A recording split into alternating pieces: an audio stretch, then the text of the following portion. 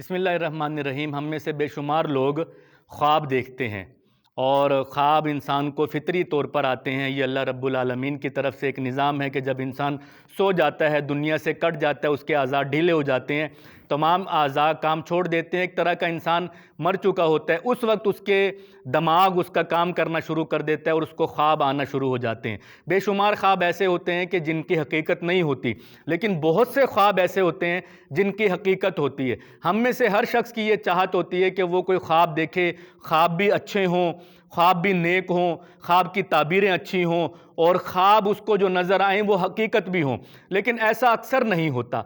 आज की वीडियो में मैं आपको बताना चाहता हूँ कि कौन से ऐसे लोग हैं जिनको ख्वाब आते हैं और वो सच्चे होते हैं, कौन से ऐसे लोग हैं जिनको ख्वाब आते हैं और ख्वाब अच्छे होते हैं, कौन से ऐसे लोग हैं जिनको ख्वाब आते हैं और ख्वाब की ताबीर हकीकी ज़िंदगी में वाक़ई होती है।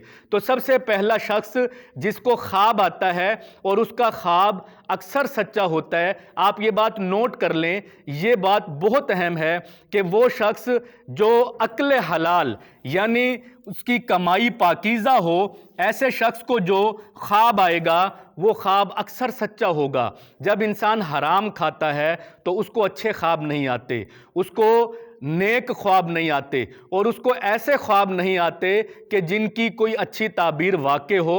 इसलिए अगर आप चाहते हैं कि आपको ख्वाब आएँ और अच्छे ख्वाब आएँ और उन ख्वाबों की ताबीर भी अच्छी हो, तो आप जहन में रखें अक्ल हलाल यानी अच्छी कमाई, पाकीज़ा कमाई जब आप खाएंगे तो आपको जो ख्वाब आएंगे वो सच्चे भी होंगे, अच्छे भी होंगे और उनकी हकीकत भी आपको दुनिया में नज़र आएगी। दूसरे नंबर पर सच्चाई, सिद्क़े मकाल इसको कहते हैं।